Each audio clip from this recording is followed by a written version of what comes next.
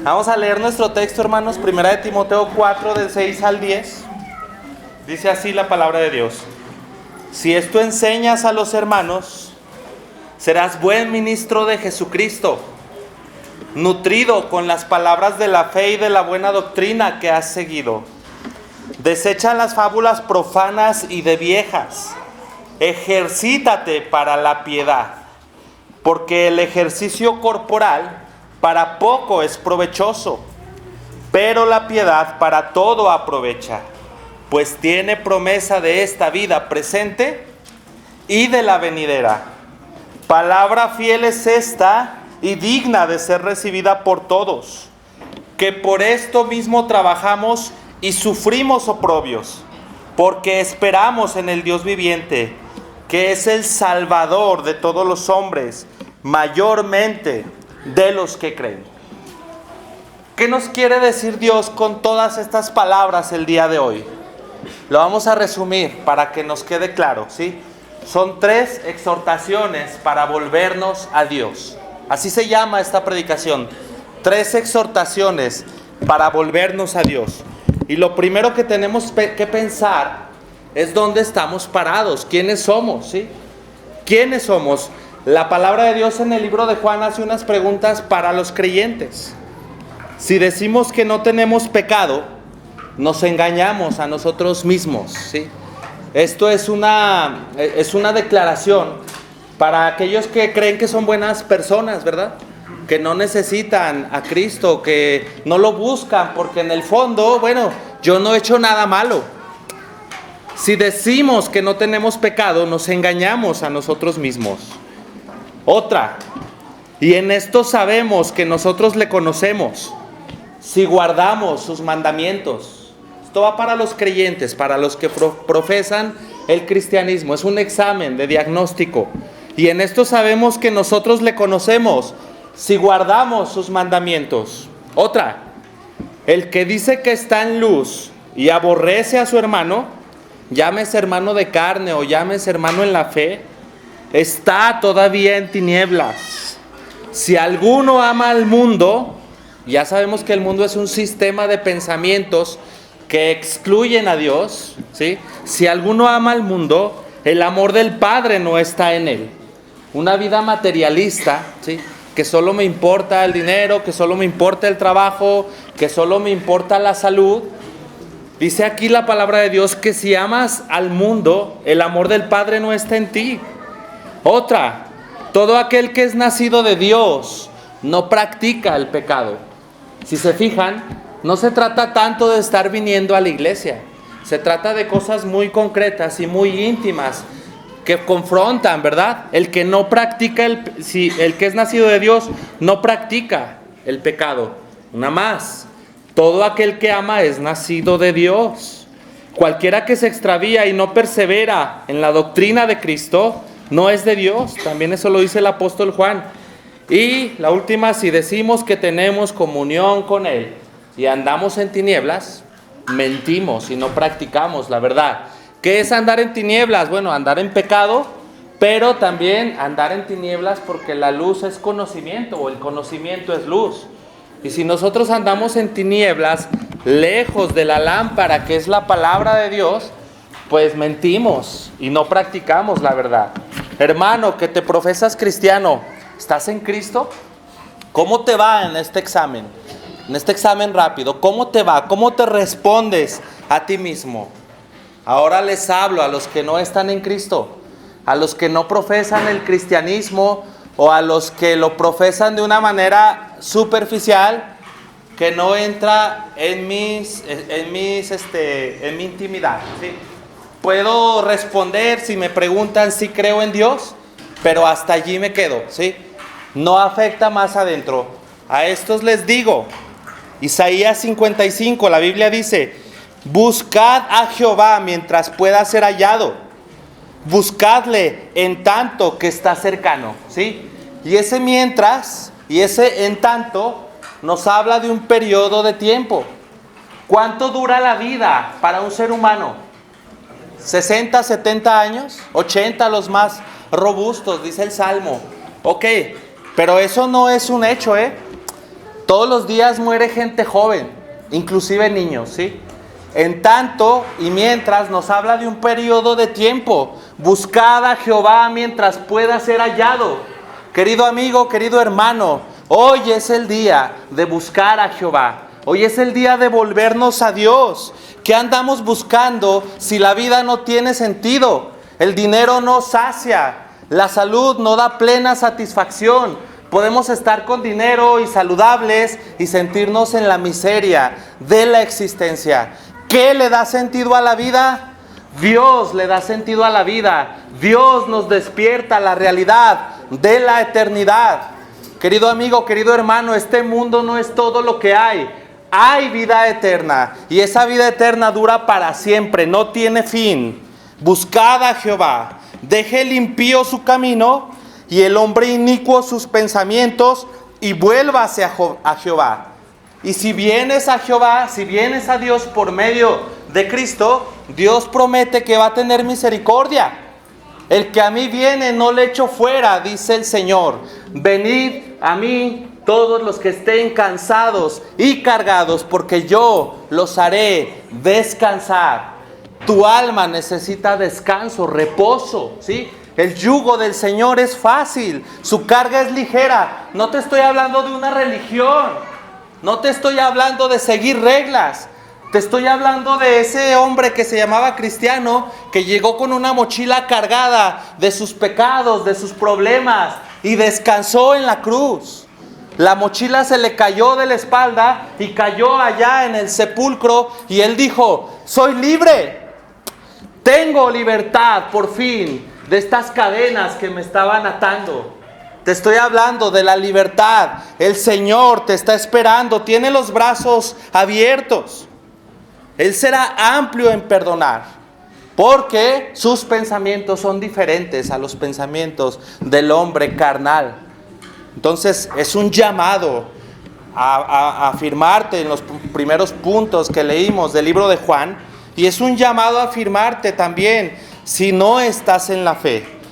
Una cosa hago, dice el apóstol, olvidándome ciertamente de lo que está atrás y extendiéndome a lo que está por delante, prosigo a la meta. Hoy es un llamado, hermano, para que prosigas a la meta, ¿sí? A veces nos cansamos de andar en la fe. Por eso la palabra de Dios nos recuerda que tenemos que voltear al frente y que tenemos que recordar a dónde vamos. Hace unos momentos me contó mi esposa una anécdota bonita de un punto de referencia que ella veía por su casa, algo alto, para ubicarse cuando era niña y para no perderse. Yo también, cuando ando en la Ciudad de México, volteo y digo: ¿dónde está la Torre Latino? Ah, ya la vi, ya sé dónde estoy, ¿sí? A veces nos extraviamos, pero tenemos que voltear a ver nuestro objetivo. Tenemos que tener los ojos puestos en Jesús, el autor y consumador de la fe. Si de pronto te sientes extraviado, tienes que voltear a ver tu punto de referencia para que no olvides qué estás haciendo, para que no olvides por qué viniste hoy a la iglesia, para que no olvides por qué tienes que leer tu Biblia, para que no olvides por qué no tienes que temer a la muerte. Hermanos, ¿cómo nos acercamos a Dios en este día? Nuestro texto nos da 3 exhortaciones. La primera es: siendo un buen ministro de Jesucristo. Así dice nuestro texto, ¿no? Le dice Pablo a Timoteo: si esto enseñas a los hermanos, serás un buen ministro de Jesucristo. Carlos, entonces esto va para los pastores. Ya, los que no somos pastores, vámonos. No. Ministro viene de la raíz diáconos, y diáconos significa servidor. Y todo creyente es un servidor del Señor. Entonces, Dorian, Juan Carlos, Oscar, Alex, si esto enseñas a los hermanos, serás buen ministro de Jesucristo. Es un mandamiento para todos. Esto tiene que ver, hermanos, con servicio.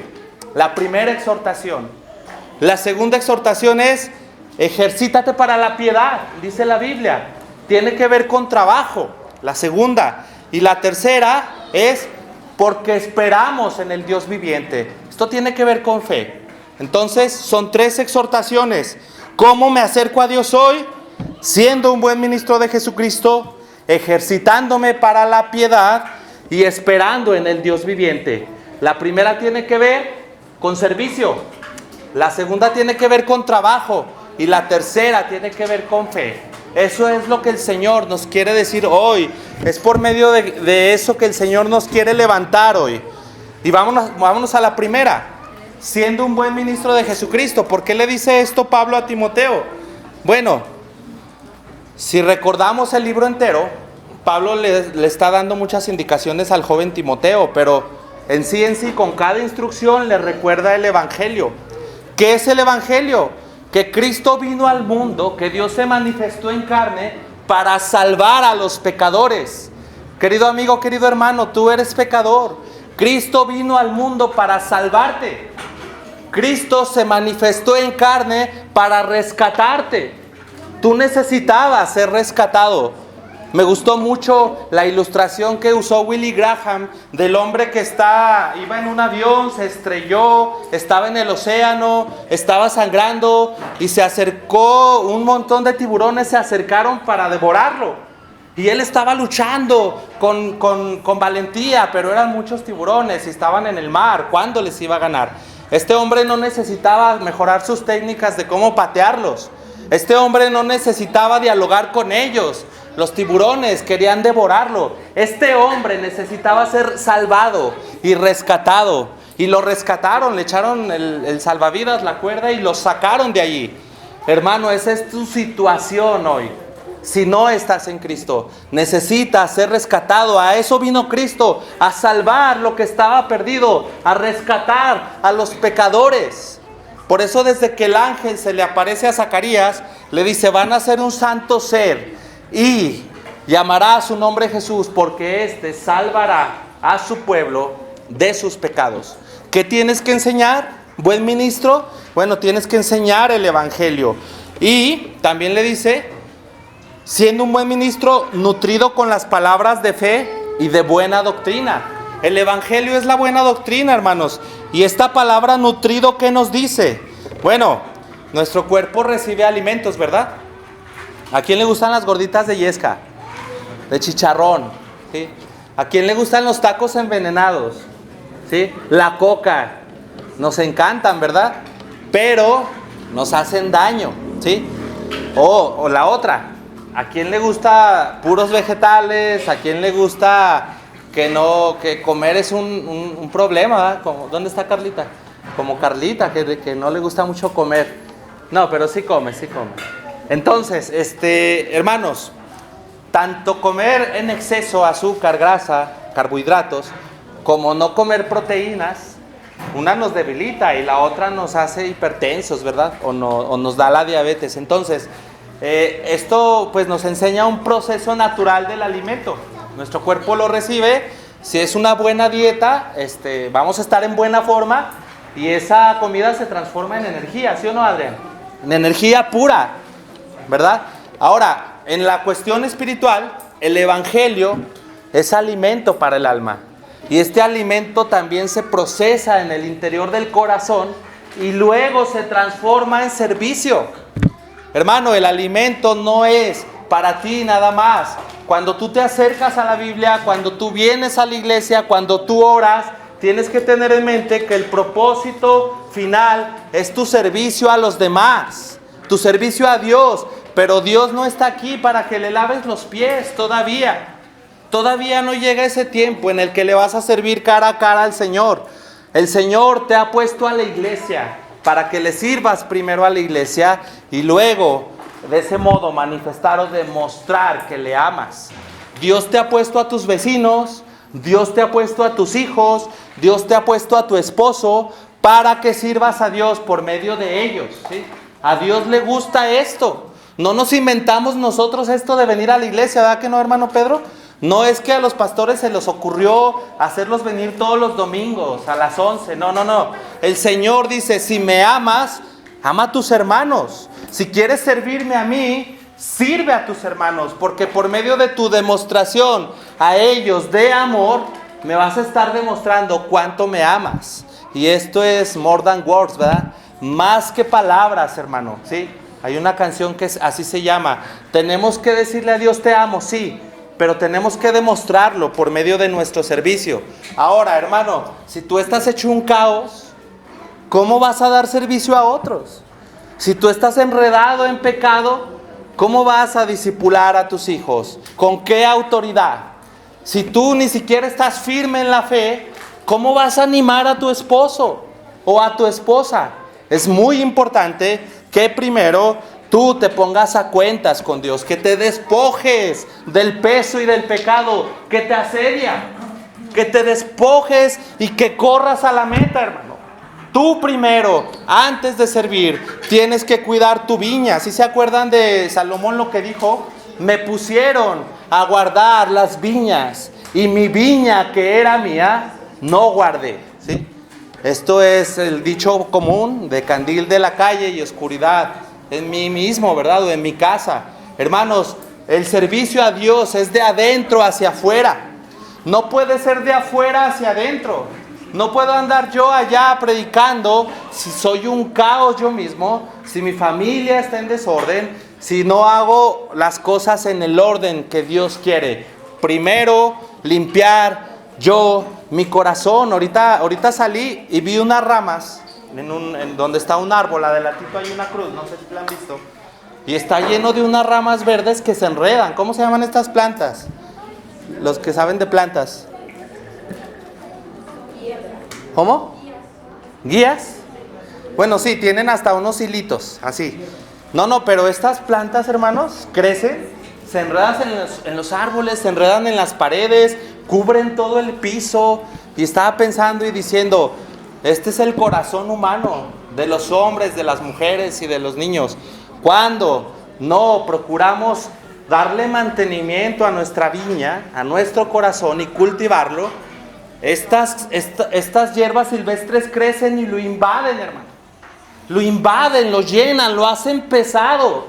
De tal manera que cuando viene la prueba, estamos inmersos en tantas cosas que no podemos reaccionar. Esto es trabajo, hermano. Esto de buscar a Dios es trabajo, y es trabajo interno primero, y ahorita lo vamos a ver. Pero es necesario que te pongas a trabajar. Cuando fuimos a la sierra, luego nos dieron el talache y la pala. Órale, a limpiar, a acomodar, a trabajar, ¿sí? Pero hermanos, tenemos que trabajar el interior del corazón. A veces somos muy buenos en nuestro trabajo, en nuestro centro de trabajo. Somos muy buenos en la universidad, pero no somos buenos para limpiar nuestro ser interior, nuestro corazón, y para limpiarlo y enfocarlo en el Evangelio y en Dios. Hermanos, entonces, si esto enseñas a los hermanos, serás buen ministro de Jesucristo, nutrido con las palabras de fe. Hermano, aquí empieza todo, ¿sí? Tenemos que ponerle pause y recordar qué estamos haciendo aquí. Nuestra primera exhortación, ya pasó, es la que acabamos de decir, es al servicio, ¿sí? Siendo un buen servidor, o sea, un buen ministro de Jesucristo. Querido hermano, tú eres servidor del Señor, ¿sí? No le hace que seas pastor, evangelista, ama de casa, quien seas. Eres un servidor, servidora del Señor. Entonces, la segunda exhortación para volvernos a Dios, aparte del servicio, es ejercitándome para la piedad. Ya encaminamos poquito el asunto al trabajo. Y les recuerdo una verdad. El fin de nuestra vida no es la felicidad como nos enseñan en el mundo. Tú no puedes perseguir la felicidad, hermano. La felicidad como tal en este mundo caído no existe. Son momentos pequeños en los que te sientes satisfecho, pero luego van a venir aflicciones. Es lo que nos dice la palabra de Dios, ¿sí? Esto de andar buscando la felicidad, hermanos, no es lo que Dios quiere para nosotros. El que quiera salvar su vida, o buscar su bien, o buscar felicidad, se va a perder en esa búsqueda. Pero el que la pierda por causa de mí y se ponga a trabajar por mí y se ponga a servir por mí, va a hallarse a sí mismo y va a encontrar la plena satisfacción. Pablo encontró esa plena satisfacción encarcelado y encadenado, porque esa situación externa no modificó su gozo interno, porque era de noche, estaba encarcelado, posiblemente con un guardia aquí y otro acá, y estaba cantando alabanzas con Silas. ¿Ustedes creen que Pablo fue alterado en su paz interior por su situación? No, él encontró la perla de gran precio. Él dijo, yo tengo al Señor, y si tengo a Él, nada me falta. Pero si no tengo al Señor, así tenga todas las riquezas de este mundo, soy miserable. Él llegó a entender el principio de que el fin no es nuestra felicidad, sino nuestra santidad. El Señor quiere que cada día seamos más como Cristo. Eso es lo que el Señor quiere que podamos perseguir en este día. Por eso le dice a Pablo a Timoteo, desecha las fábulas, historias superficiales que no tienen ninguna aplicación real, sino que son nada más para la comezón de oír. Fábulas viejas y profanas, ¿sí? Yo decía, ¿qué es esta palabra? Profanas. Viene del griego, que es bebelos, que es una contaminación de algo limpio con algo sucio. Lo podemos entender, por ejemplo, en la cocina, hermano Agustín, una contaminación cruzada, ¿verdad? Cuando estamos cocinando vegetales y pollo y podemos hacer una contaminación cruzada. Bueno, esto tiene que ver con la palabra profano. Ahora, en el otro contexto, cuando los romanos conquistaron Jerusalén, ¿sí? Profanaron el templo. Cuando lograron penetrar las murallas, profanaron el templo de Dios, lo asolaron, ¿sí? Empezaron a matar ahí a los sacerdotes. Y ahí en el propiciatorio, donde hacían los sacrificios de paz para el Señor, corrió la sangre de la guerra. Se profanó el templo. Y eso es lo que más le dolió al pueblo judío, que se haya profanado el templo. Ahora, templo, esa palabra, ¿qué les dice? ¿Cuál es el templo? Dice la palabra de Dios, que nuestro cuerpo es el templo del Espíritu Santo. Y también lo podemos profanar, hermanos. También se puede lograr eso. Yo, por ejemplo, les pongo una ilustración. Cuando voy en carretera, a veces, pues me voy escuchando podcasts, ¿no? Que edifican mi vida. Pero de repente me salen unos podcasts de miedo. Y por ahí dicen que la curiosidad mató al gato, ¿no? De noche, yo solo, en la carretera, y empiezo a escuchar relatos que salen ahí de historias macabras. Entonces el Espíritu Santo me empieza a decir, hey, cuidado, porque la paz del Señor se está yendo cuando tú estás dejando entrar estas historias. No, vamos a quitarlas y vamos a poner salmos, vamos a poner al hermano Pedro predicando o algo diferente, ¿no? Entonces, hermanos, una forma de que profanamos este templo, pues es cuando damos nuestros oídos a este tipo de historias, o este tipo de cosas oscuras, siniestras, o este tipo de películas, o este tipo de programas de asesinos en serie, que nos dejan y nos impregnan de un ambiente diferente, ¿verdad? Que perdemos la paz del Señor. Esa es una forma de profanar el templo. ¿Cuál es otra forma? Pues ciertas reuniones, hermanos. No sé ustedes, pero ya cuando estás en Cristo y vas a una reunión donde pues todos están en otro chip, ¿verdad? Tú ya no te sientes ahí a gusto, ¿verdad? Como que tú dices, yo ya no pertenezco aquí. Sientes que estás juntando algo santo con algo profano, ¿verdad? Dices, es que esto de alguna manera me está contaminando porque yo ya no soy de aquí.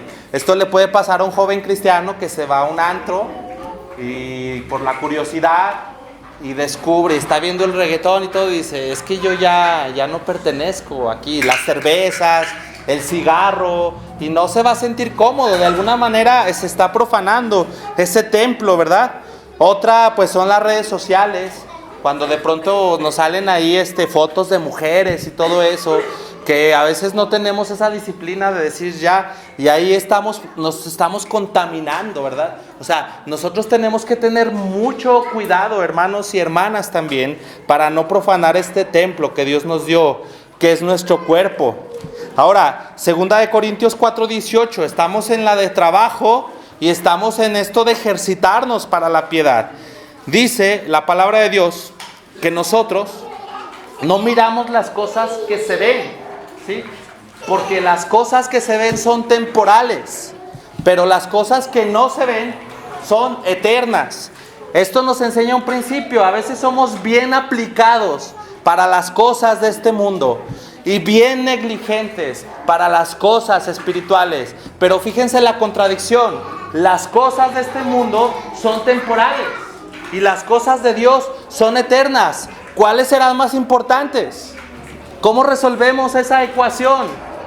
Sí, las eternas son más importantes. Recordemos que somos peregrinos aquí, hermanos. Esa oficina donde nos sentamos, a lo mejor en 60 años va a estar vacía, ¿sí? En 30, en 40, en 80, no sé. Pero va a estar vacía y créanme, alguien va a llegar a ocuparla, ¿sí? Pero hoy tenemos que resolver asuntos eternos, hermanos. Hoy es el día de ponernos a cuentas con el Señor. Es muy importante que reflexionemos en las cosas que son eternas. Ahora, ejercítate para la piedad. Esta palabra ejercicio nos habla de un gran esfuerzo, de un gran trabajo, de sangre, de sudor, tal vez de lágrimas. Y lo podemos ilustrar, por ejemplo, con los atletas, ¿sí? Si se acuerdan, ¿saben quién es el mayor medallista olímpico que ha visto la historia de las Olimpiadas? Michael Phelps. Él es el que ha ganado 23 medallas, creo, en un periodo de tiempo impresionante. Y dicen que Phelps estaba 7 horas al día en la alberca, ¿sí? No sé si han nadado ustedes, pero duele. Yo en la alberca esa de aquí del Injudes, una vuelta, hermanos. No, hombre, ya me ando desmayando. Te empieza a latir el corazón, te duelen las piernas, todo te duele, ¿sí? Él estaba resistiendo el dolor porque tenía una meta, ¿verdad? Ser el mejor del mundo. Entonces, para él no había descansos, para él no había días festivos. No, él era disciplinado. ¿A quién le gusta el fútbol, Andrés? ¿A ti? Cristiano Ronaldo llegaba a sus entrenamientos a las 6 de la mañana, cuando los entrenamientos comenzaban a las 9:30, 10. O sea, eran como 4 horas que él hacía aparte de todos sus compañeros. Y por eso él tomaba siempre la ventaja. Se veía en la cancha cómo corría, cómo remataba. Es muy importante que veamos cómo estos hombres eran disciplinados, hermanos, para obtener medallas, para obtener una copa, ¿verdad? Ok, no está mal que lo hagan. Lo que sí está mal es que nosotros que hemos recibido el Evangelio seamos como exhibidos por este tipo de hombres disciplinados. Porque esto nos exhibe a nosotros. Porque se supone que nosotros estamos persiguiendo algo más glorioso que una medalla de oro. Se supone que estamos persiguiendo algo más valioso que una copa. Y a veces estamos sentados, hermanos, en nuestros laureles, como si no estuviéramos persiguiendo nada, como si la vida no tuviera sentido. El Señor nos llama a que nos pongamos a chambear, hermanos, hoy, en las cosas que son eternas. 1 Corintios 9, del 24 al 27, búsquenlo por favor.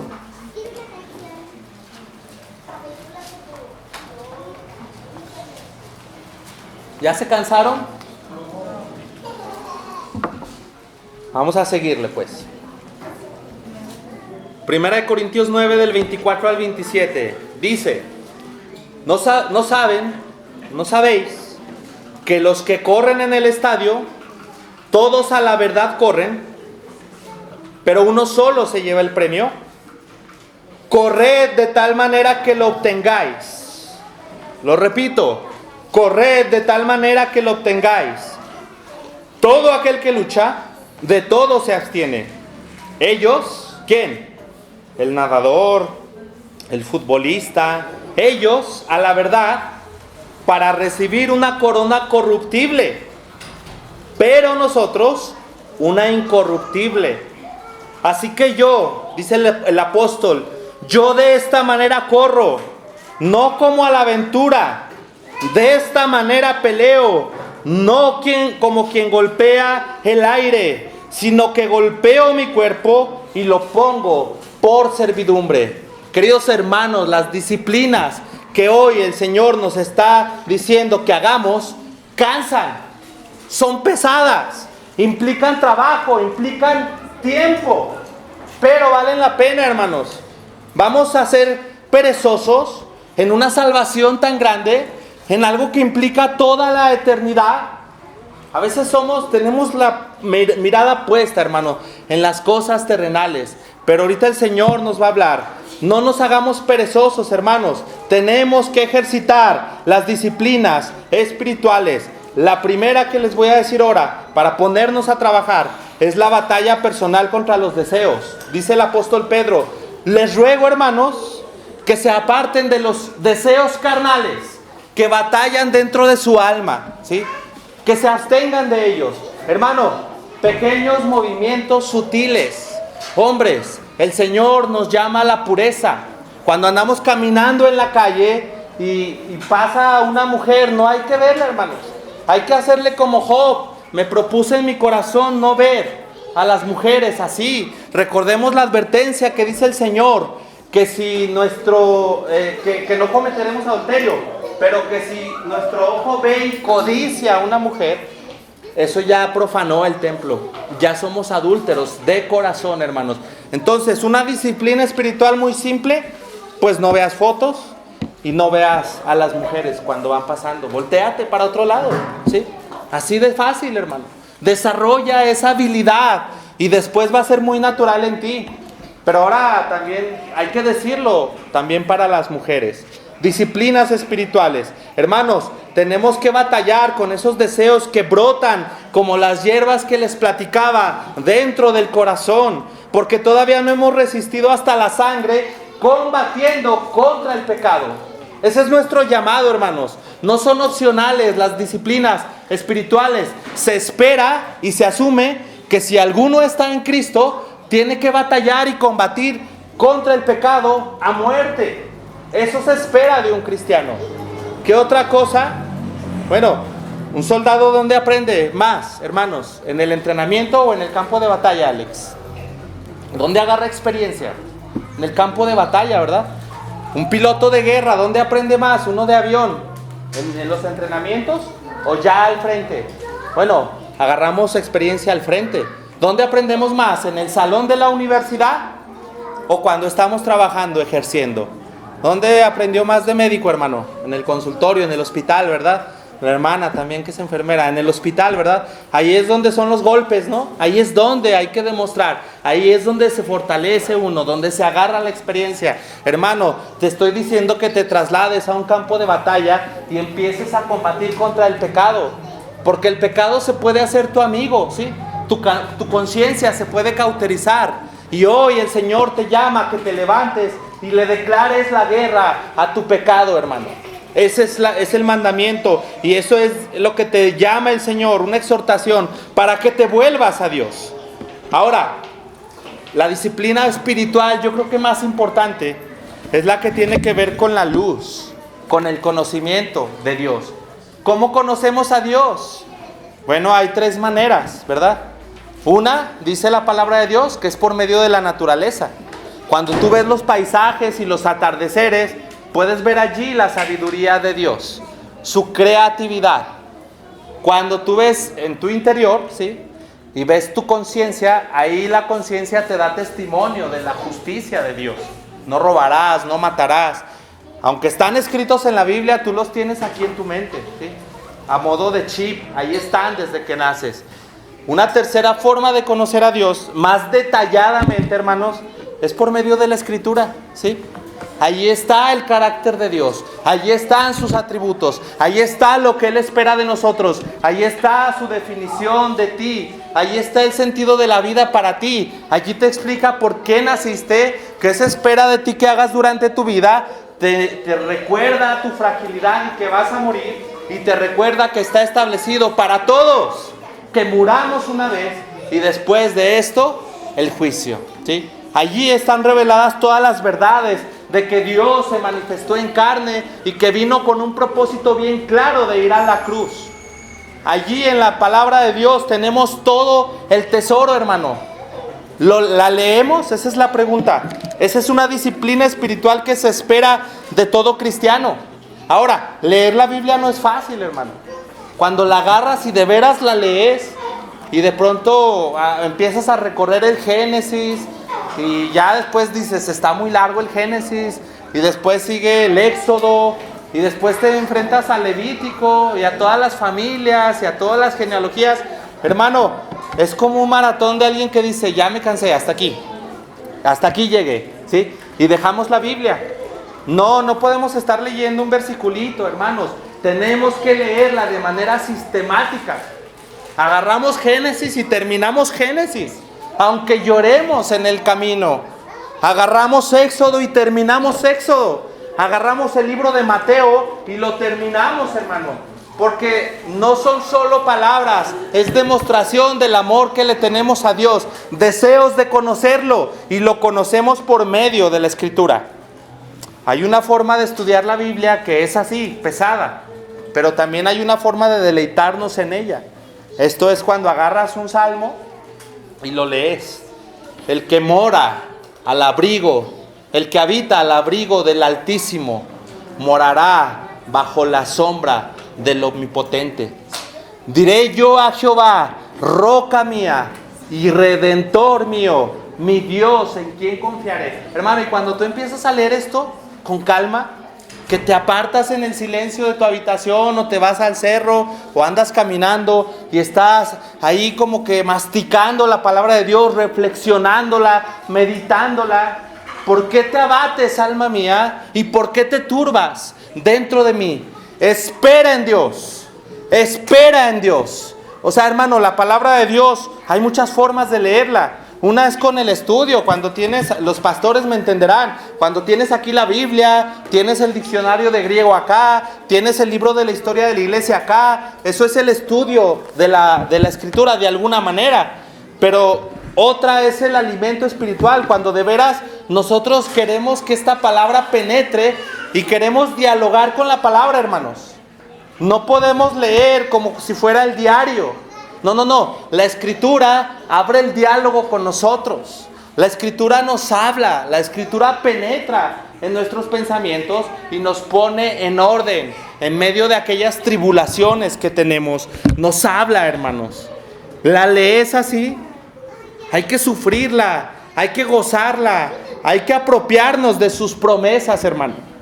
Esa es la forma correcta de leer la Biblia. Otra disciplina es la oración, ¿sí? ¿Cómo oras, hermano? Señor, te damos gracias, bla, bla, bla, amén, ¿sí? Esa oración superficial no sirve de nada, hermano. La oración también tiene detrás trabajo, ¿sí? Cuando tú quieres orar, primero tienes que sentarte o ponerte de rodillas y tienes que hacer memoria, hermano. Tienes que reflexionar quién eres. Tienes que acordarte de aquellos momentos en los que tocaste fondo y el Señor te sacó. Tienes que acordarte de que eres frágil, de que eres polvo de la tierra, que tienes vida porque Dios sopló aliento de vida en tu nariz, tal vez. Hermano, la oración tiene detrás mucha reflexión. Tienes que meditar, tienes que hacer memoria, como el salmista cuando estaba atribulado y decía, es que yo ni siquiera podía pegar los ojos.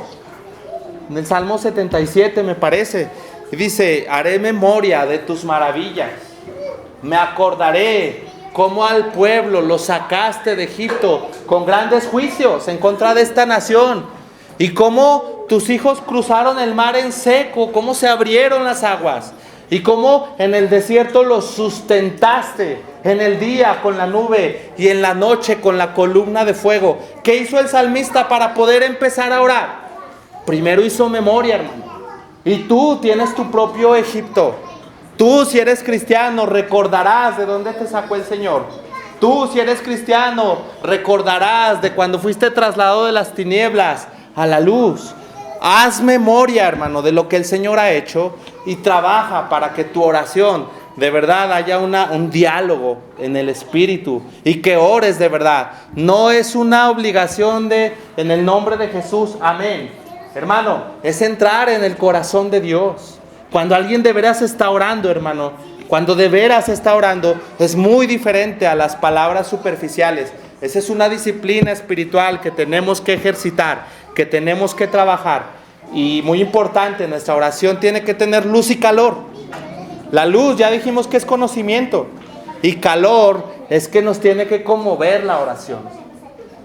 Que nos tiene que penetrar en el alma, hermanos, ¿sí? Y si salen lágrimas, mejor, ¿sí? Y si estamos fríos y no fluye eso, bueno, no nos movemos por sentimientos. Vamos a volver a la Biblia y el mismo Espíritu nos va a decir cuándo vamos a orar. Y vamos a dejar la Biblia y vamos a orar. Y de veras ahora sí vamos a estar orando, pero hay que preparar el alma, hermano. Si un deportista cuando va a correr, ¿quién hace ejercicio? Adrián, ¿verdad? Calientas, ¿no, hermano? Haces calentamientos. ¿Qué nos hace pensar? Hasta el carro lo tenemos que calentar, hermanos, en la mañana. ¿Qué nos hace pensar que podemos llegar y orar así nada más y levantarnos e irnos? Tenemos que calentar motores, hermano. Tenemos que meditar en Dios. ¿Quién es Dios? ¿Quién soy yo? ¿Dónde estoy? ¿Cuánto tiempo voy a estar aquí? ¿Qué problemas tengo? Dios es todopoderoso y Él puede con mis problemas, pero a veces se me olvida, ¿verdad? La oración, el evangelismo, hermanos, no es para los evangelistas, es para todos. Tú tienes que hablarle de Dios a tus vecinos, a tus amigos.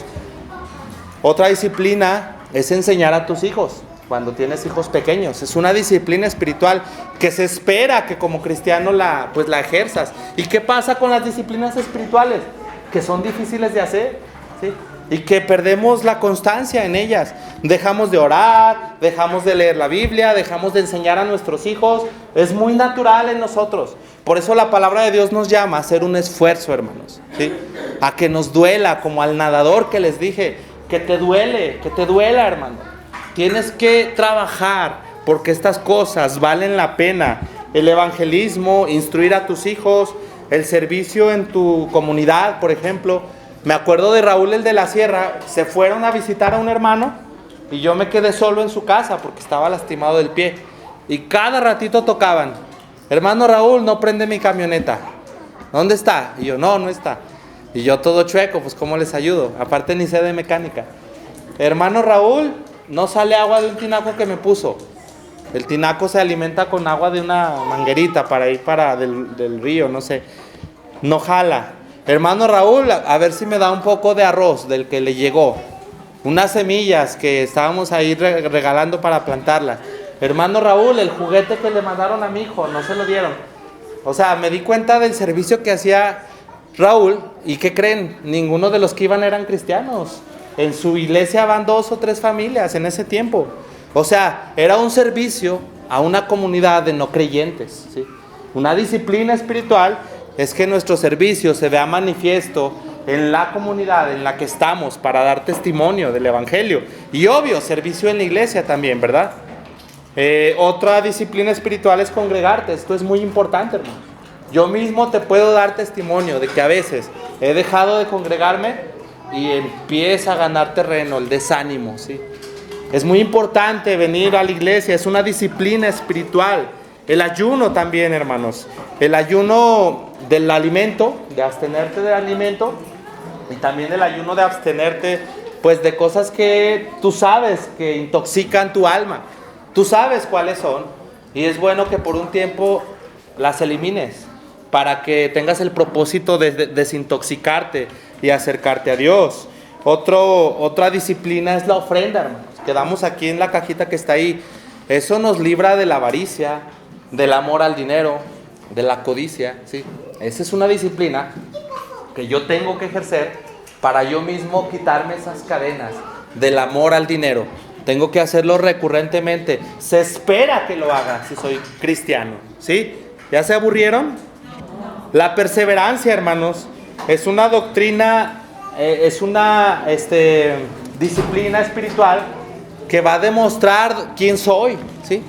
Porque si yo me aparto, si viene la prueba y me alejo, entonces estoy demostrando que yo ni siquiera estaba en la fe, que yo estaba practicando algo pero que no era el cristianismo. Perseverancia, hermano, perseverancia en todo. Mira, perseverancia en la lectura de la palabra, perseverancia en la oración, perseverancia en el evangelismo. ¿Qué significa esto? Que a veces lo vamos a dejar de hacer porque la carne es débil, porque la maleza crece en el corazón. Pero ¿qué es esto de la perseverancia? Que voy a decir, no, lo tengo que hacer, y me voy a levantar y lo voy a hacer, y voy a durar el tiempo posible, y si me desanimo por alguna razón, voy a regresar, y lo voy a estar haciendo toda mi vida, hasta el último día. Esa es la perseverancia. Y lo contrario de esto es dejarlo todo. Es decir, ya no voy a ir a la iglesia, ya no pude con la Biblia, ya no la voy a leer, ya ni siquiera oro. Y si te vas alejando, no hay perseverancia, entonces no hay evidencia de que tú estés en la fe, de que estés caminando con Dios. Entonces, hermanos, esta es una invitación a que leas tu Biblia, a que ores, a que evangelices, a que ayunes, a que hagas todas estas disciplinas, a que batalles contra el pecado. Pero ¿qué crees, hermano? Si tú eres hijo de Dios, si tú eres hijo de Dios, el Señor se va a encargar de ti de otra manera. ¿A qué me refiero? Que si tú no haces lo que se espera y eres hijo de Dios, el Señor va a acudir a un método que se llama disciplina en amor. Lo mismo que nosotros hacemos con nuestros hijos. O sea, cuando tú te sales de la autopista y dejas tu Biblia, dejas de orar, dejas de pensar en Dios, tu mente ya no está perseverando en Jehová, en el Señor, en Cristo, en su Evangelio, y te distraes y te enredas con las cosas de este mundo, el Señor va a llegar y con amor te va a disciplinar, hermano. Vamos a ver una cita para afirmar esto. Hebreos 12:1. No me lo estoy inventando, hermano, es palabra de Dios. Hebreos 12:1.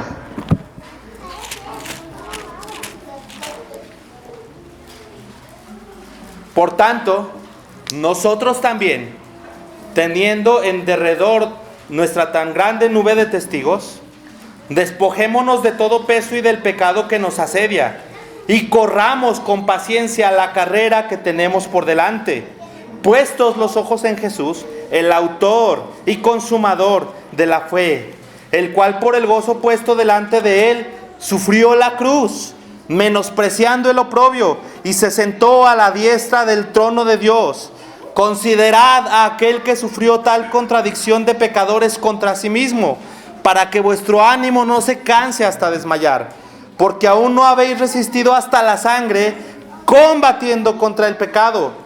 Y habéis ya olvidado la exhortación que como a hijos se os dirige, diciendo: Hijo mío, no menosprecies la disciplina del Señor, ni desmayes cuando eres reprendido por él, porque el Señor al que ama disciplina y azota a todo aquel que recibe por hijo.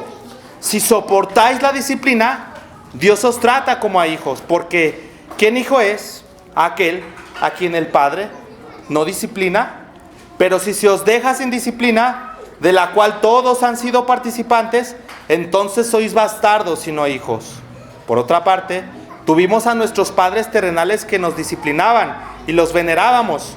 ¿Por qué no obedeceremos mucho mejor al Padre de los Espíritus y viviremos?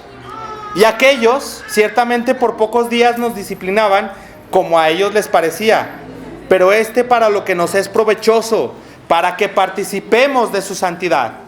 Es verdad que ninguna disciplina al presente parece ser causa de gozo, sino de tristeza, pero después da fruto apacible de justicia a los que han sido en ella, ¿qué? Ejercitados. Hermanos, si tú no vienes a las disciplinas espirituales por voluntad, ¿qué crees? En su amor, como hijo, el Señor te va a traer. Y para eso, ¿qué va a usar? Querido hermano, querido amigo, ¿qué va a usar?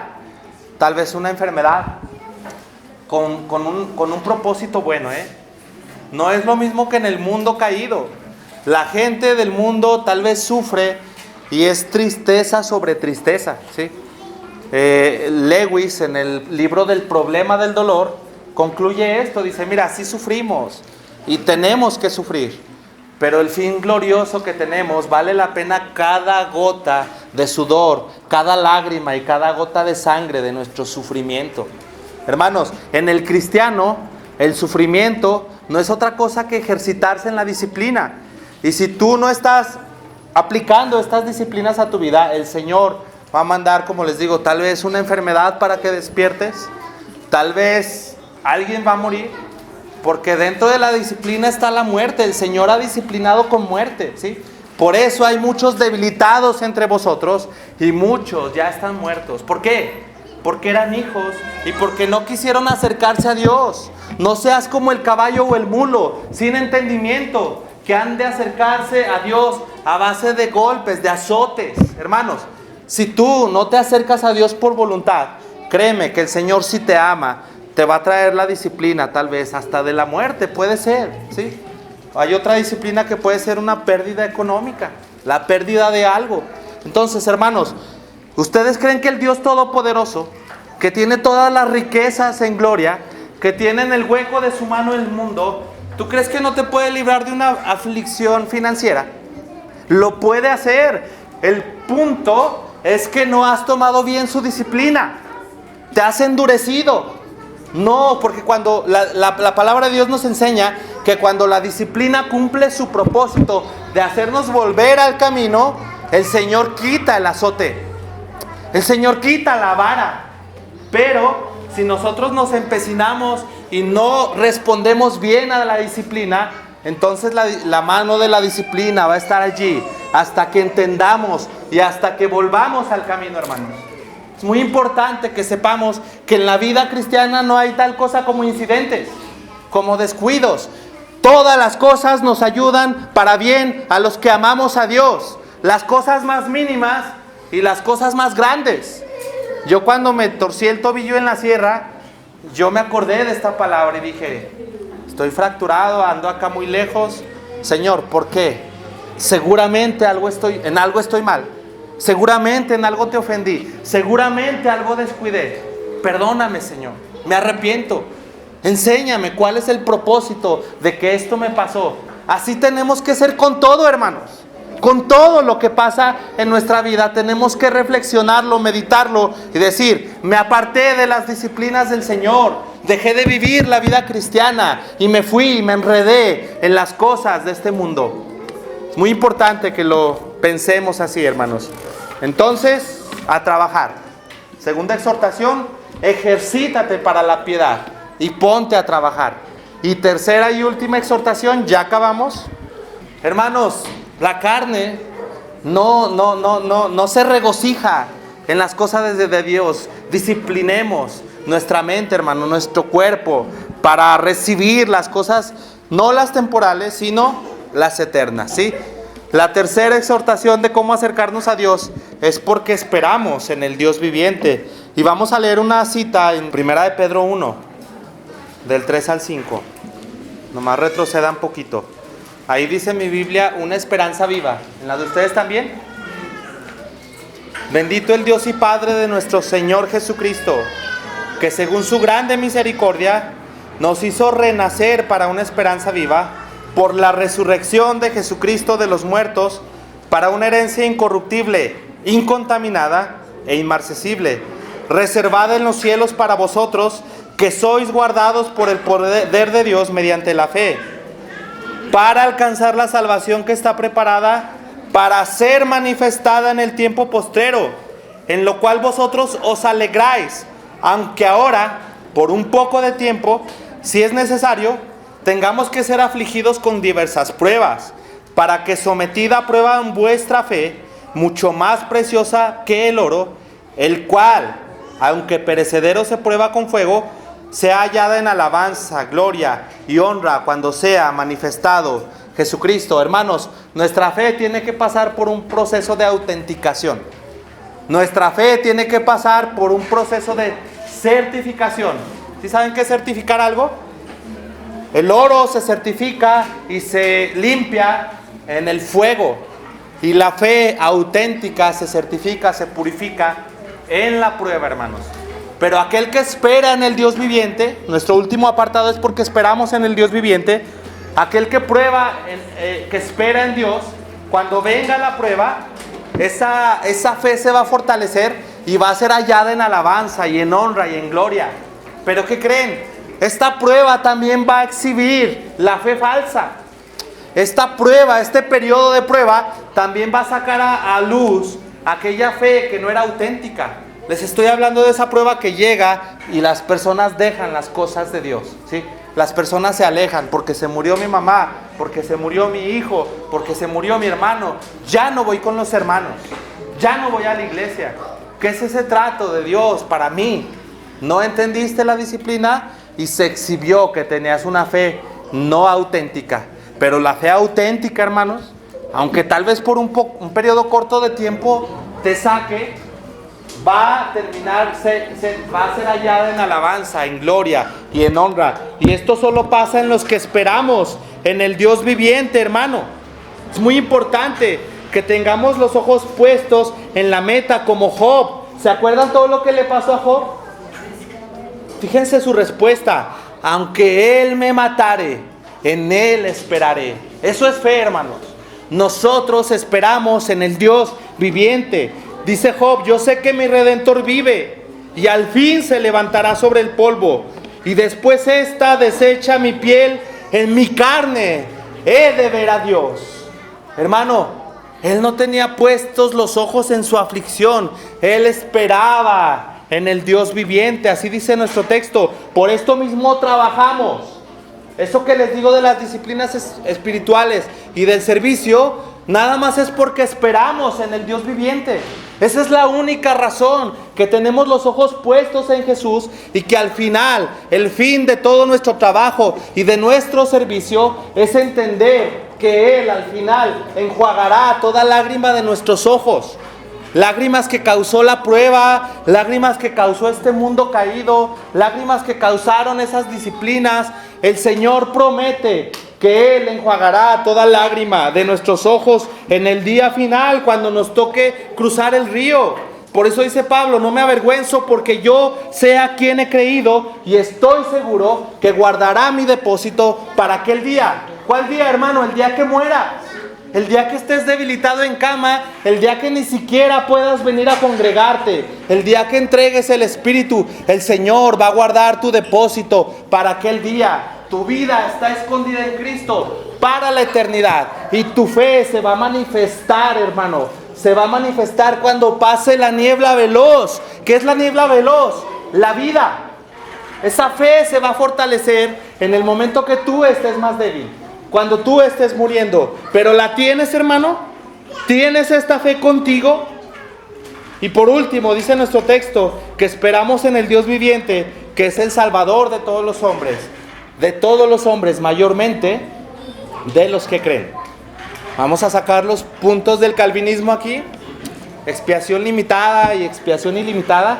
No, hermano, si tú vas al griego, donde dice que es el Salvador de todos los hombres, y lo traduces del griego, ¿qué creen? Es la misma traducción, que el Señor es el Salvador de todos los hombres. Ahora, ¿todos son salvos pues? ¿Todo mundo es salvo? ¿Qué dice la palabra de Dios? Que hay una puerta estrecha y que pocos van a entrar por ahí.